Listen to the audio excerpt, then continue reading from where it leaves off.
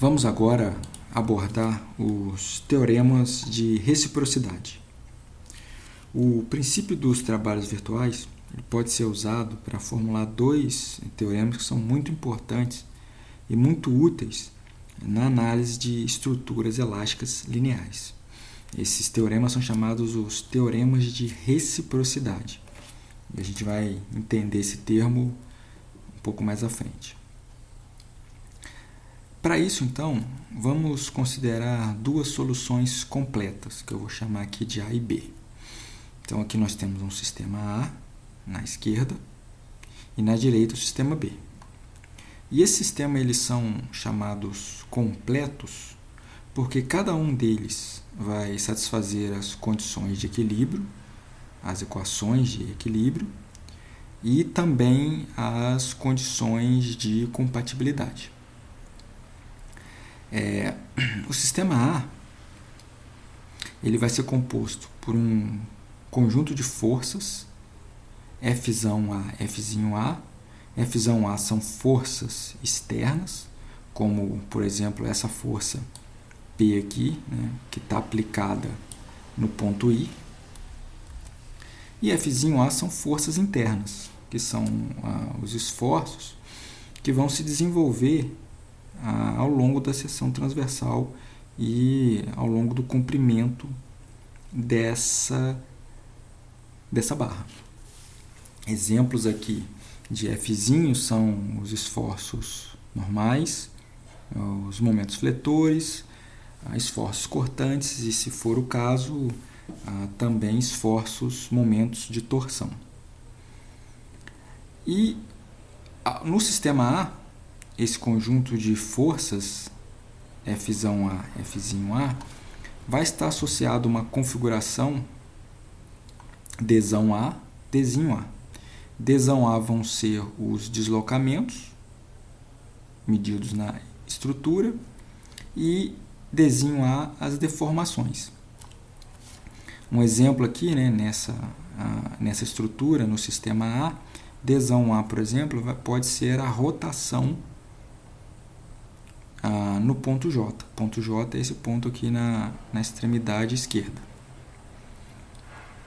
Por outro lado aqui, a gente vai ter uma outra solução completa B, né, que vai ser análoga a A, e vai ser composta por um sistema de forças externas Fzão B e forças internas Fzinho B, esse par, né, de forças externas e internas associadas entre si, e também uma configuração, que está associada à configuração deformada, Dzão B de deslocamentos e Dzinho B de deformações internas.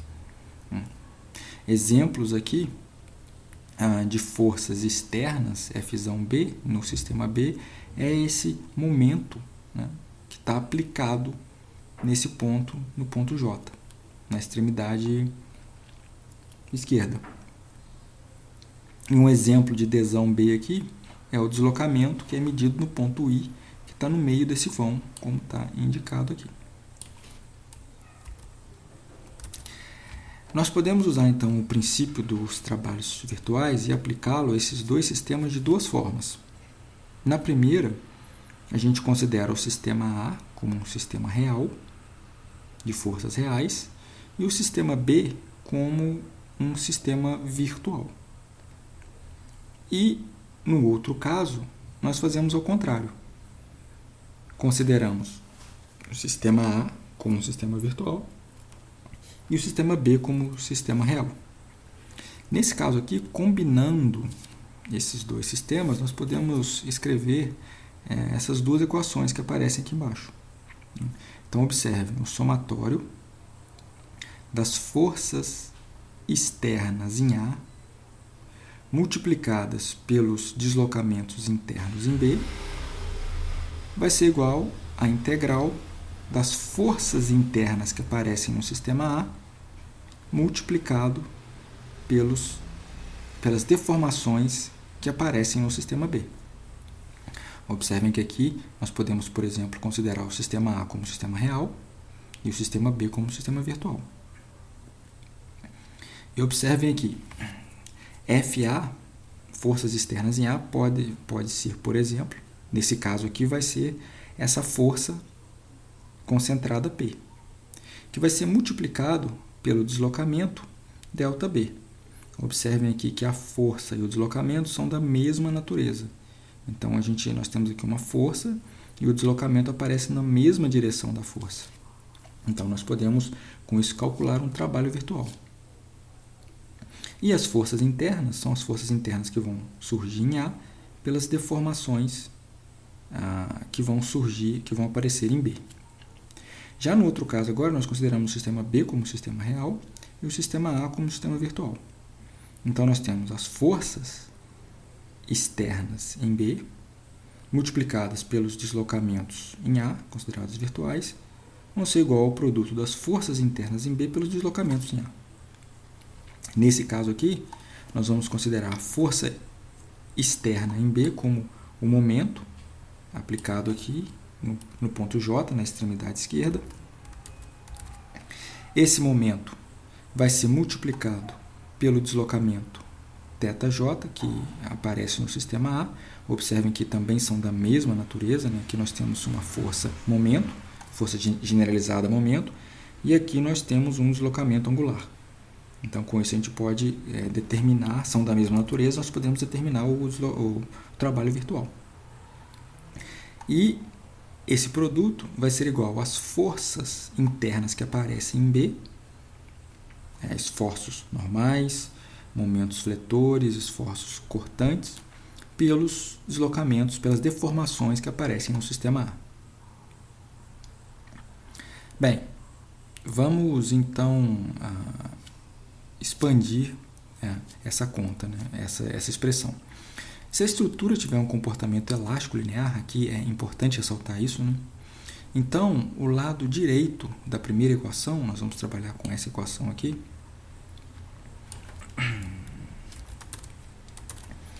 ela vai se escrever dessa forma: as forças internas em A multiplicadas pelos deslocamentos, pelas deformações em B, no sistema B. Quem são as forças internas em A? Esforço normal em A, momento fletor em A, como está indicado aqui, isso aqui é uma função de x, né? Esforço cortante em A. Quem são as deformações no sistema B? Bem, nós podemos escrever as deformações em função dos esforços internos. No caso aqui, a deformação linear no sistema B, que seria um du de B, vai ser escrito como normal em B vezes dx dividido por EA. Já a deformação pelo momento fletor, que seria equivalente a um dθ, que é uma deformação angular, é o diagrama de momentos fletores em B, dado, né, que é uma expressão, que é uma função de x, vezes dx dividido por EI.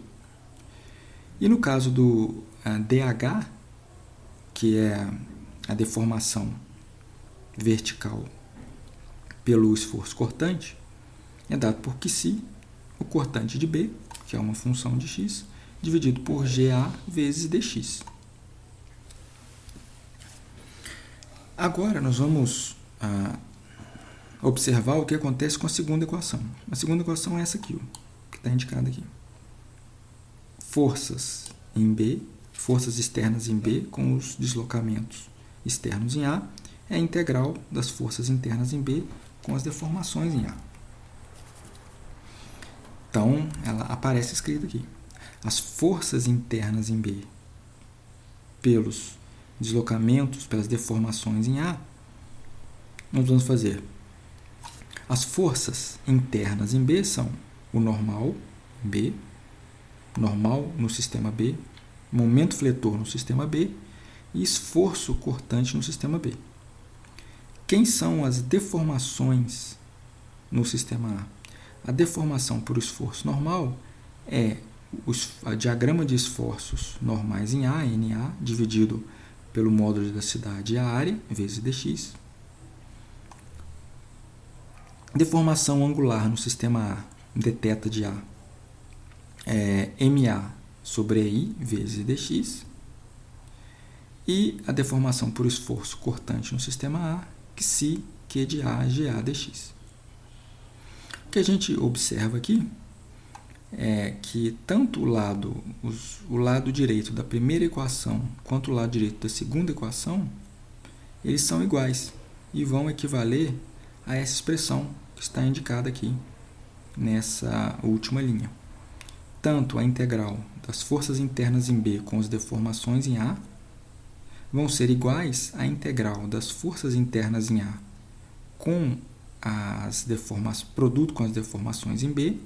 E se nós observarmos aqui, ó, essas duas integrais, nós percebemos que nós chegamos no mesmo resultado. Então, esse trabalho virtual interno, ele é indicado por integral de NA NB sobre A, MA MB sobre I e a integral de QC QA QB sobre GA. Aqui nós poderíamos também incluir os esforços de torção. Porém, não é o caso aqui que nós estamos trabalhando, o exemplo é de uma viga. Então, o que nós observamos aqui?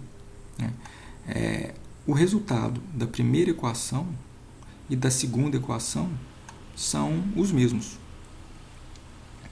E isso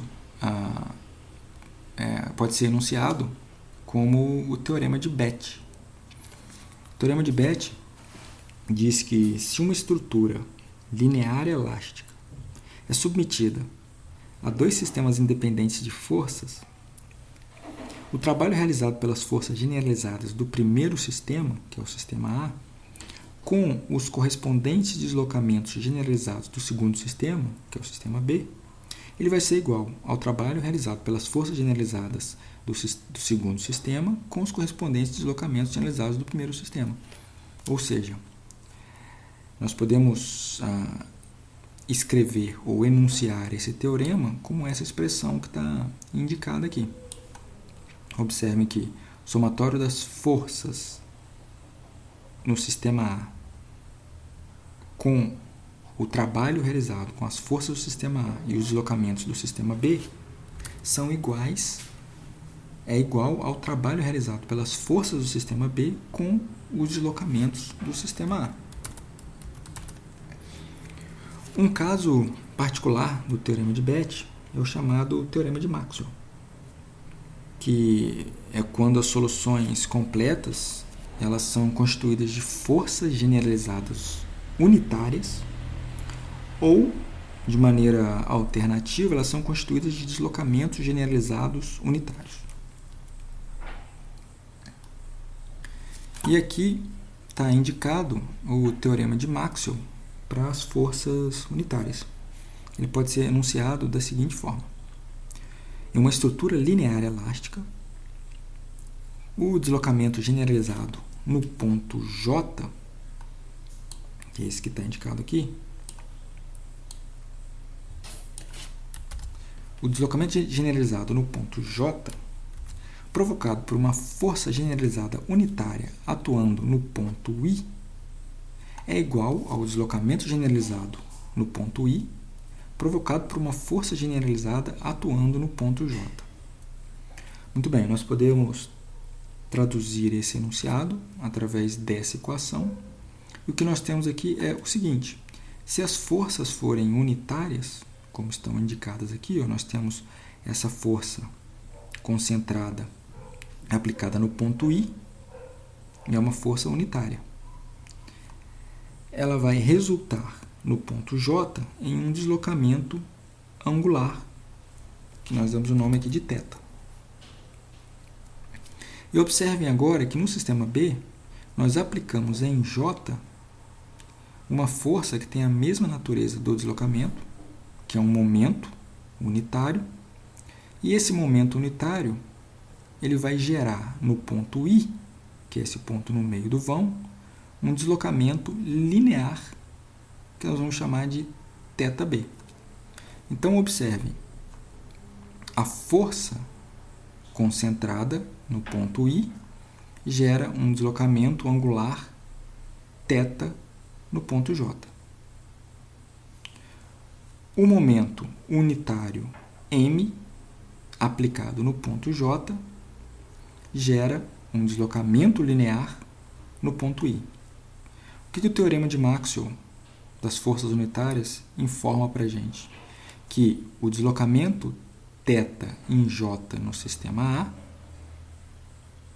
é igual ao deslocamento linear delta em B. Então, observem, o deslocamento θ, devido à força unitária, força concentrada unitária aplicada em I, é igual ao deslocamento delta aplicado em I devido a uma força unitária aplicada em J. Notem que m, θ no sistema A, e m, o momento, a força generalizada no sistema B, tem a mesma natureza, e a força concentrada no sistema A, P, a força unitária no sistema A, tem a mesma natureza do deslocamento delta no sistema B. Então, observem que ao multiplicar P no sistema A vezes delta B, isso vai ser igual a m no sistema B vezes o deslocamento θ no sistema A. Como as forças são unitárias, nós chegamos na expressão matemática do teorema de Maxwell para forças unitárias. Nós também podemos enunciar o teorema de Maxwell para deslocamentos unitários. Então, vamos fazer esse enunciado. Em seguida, nós traduzimos esse enunciado matematicamente. Em uma estrutura linear elástica, a força generalizada que atua no ponto J e que é necessária para provocar um deslocamento generalizado unitário no ponto I, ela vai ser igual à força generalizada que atua no ponto I, que é necessária para provocar um deslocamento generalizado no ponto J. Como que nós podemos traduzir isso? Através dessa expressão. O teorema de Maxwell para deslocamento unitário, se os deslocamentos são unitários, então nós temos que, comparando esses dois sistemas, o momento em J, no ponto J no sistema A, vai ser igual à força concentrada P no sistema B. Então, observem aqui que ao aplicarmos um deslocamento unitário no ponto I, um deslocamento linear delta no ponto I, no sistema A, ela gerou um momento MA, momento M no ponto J. E por outro lado, quando nós aplicamos um deslocamento angular unitário no ponto J, no sistema B, ele gerou uma força, ou nós temos aqui a força necessária para que gere esse deslocamento é de intensidade P. Então, notem, o momento MJ, tal que o deslocamento no ponto I seja unitário no sistema A, é igual à força em I no sistema B, tal que gera um deslocamento unitário no ponto J. Então, esses são os teoremas de reciprocidade, teoremas de Maxwell, o teorema de Bethe, e que também eles são conhecidos como teoremas de Maxwell-Bethe.